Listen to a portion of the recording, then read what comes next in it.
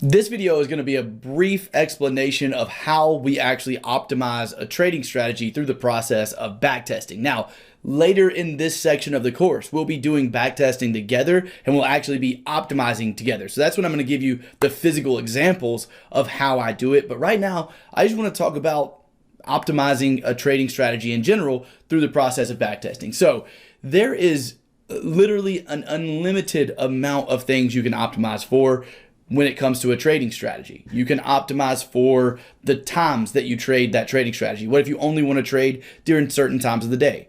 You can optimize for the reward to risk ratio. We've already talked about this, and we've already talked about you can optimize for the different currency pairs you're going to trade. You can optimize to only trade to only trade a strategy during a certain month of the year or during certain months out of the year based on how it performed. As you can tell, once you have the statistics in a spreadsheet like we just had, your ability to optimize is only limited by your imagination. You can literally optimize for an unlimited amount of things. You can optimize for the time frame you're going to trade a certain strategy on. That's a very popular thing to optimize. If you see that this strategy worked well on the 4-hour, but you want to trade on a 1-hour chart, now that you know the process of backtesting, and throughout this entire course, you'll learn the process of creating a trading plan, you can now optimize for whatever the time frame that you want to trade on. You may want to day trade on like a 15-minute chart. All you have to do is take these same rules and go optimize them for a 15-minute chart. So having all this data collected and also being open-minded enough to trade it or test it on different time frames is going to take you a long way in terms of optimizing. But what I've realized is there is such thing as over optimizing. I was talking about this in a couple of videos ago. I can't remember exactly which video, but I was talking about the fact that I've found strategies that have a 3-to-1 reward to risk ratio and win 50% of the time. And if you're not familiar with statistics, that is an amazing statistic. The problem is that they are so optimized and they have so many rules that I only get like 1 to 2 trades per month. That to me is not worth it at all. That's not even worth trading if I'm only getting 1 or 2 trades a month, because the frequency of trades is so low that I don't make any money over a 5-year period. It would have to be 5 years before I would make any money, right? So with that being the case, as I said, there's such thing as over optimizing, and at least in my experience and in my opinion, the best way, at least for me, again, this is very personalized. It's completely up to you how you decide to optimize these strategies and optimize your own strategies once you create your own. But for me, I only optimize for 3 different things. The first is the reward to risk ratio. I optimize my stops and targets to give me the best reward to risk ratio. I compare the reward to risk ratio to my winning percentage so I can see what the drawdown is going to be. If my winning percentage drops, I know my drawdown is going to be bigger. And if my reward to risk ratio goes up, my winning percentage is going to drop, and that's going to correlate and create a bigger drawdown. What I have to do is look at how much the ROI changes. For instance, it'll be easier if I do an example of this. Let's go ahead and take a look here at the euro dollar. So here on the euro dollar, you can see my testing results for a 1-to-1 all the way to a 2-to-1. These are the different targets I test for: 1-to-1, 1.2-to-1, 1.4-to-1, and a 2-to-1 reward to risk ratio. What I want you to look at and compare, and what I compare when optimizing for targets, is my win rate compared to my ROI.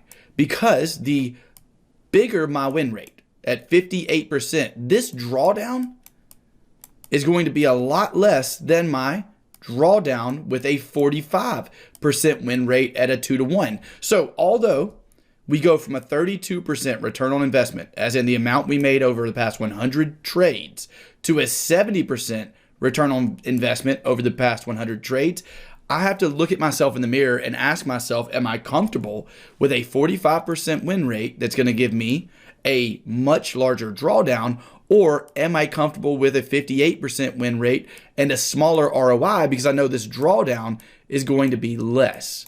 So these are all factors you'll have to take into consideration, and you'll have to find the combination that fits best for you, just like I have to find the combination of reward to risk ratio, trading accuracy, and frequency of trades that fits best for my trading personality. So the first thing I optimize for is the reward to risk ratio.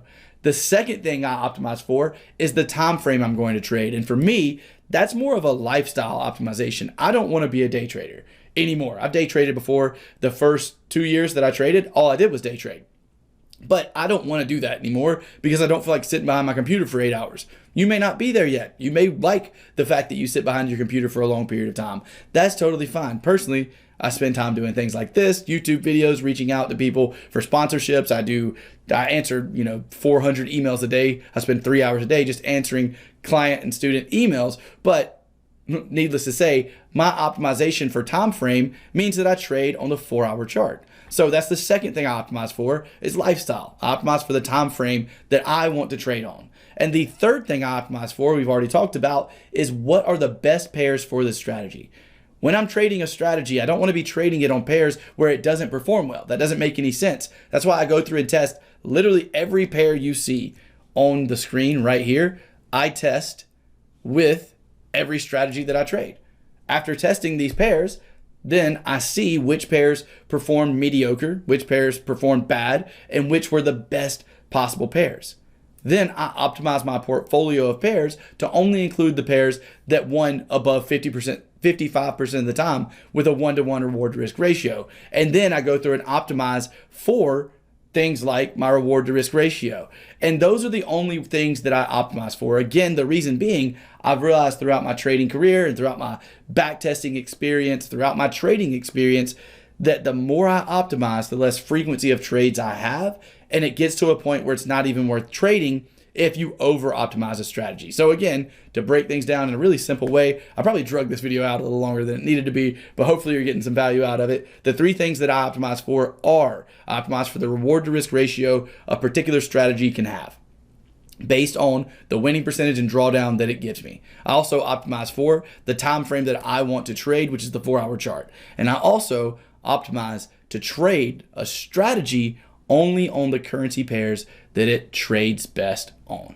So that's an overview of optimization. Next up, we're going to be doing some back testing together of the 50 EMAP and the 20 EMAR strategies. And after that, I'm going to show you the physical, actually how to optimize for our bigger reward to risk scenarios and how we optimize for our best currency pairs. Optimizing for your best time frame just depends on you personally, what time frame you want to trade. So that's what we're doing next. Can't wait to see you there. Let's go ahead and get started with the next video where we're going to do some back testing together. I'll see you there.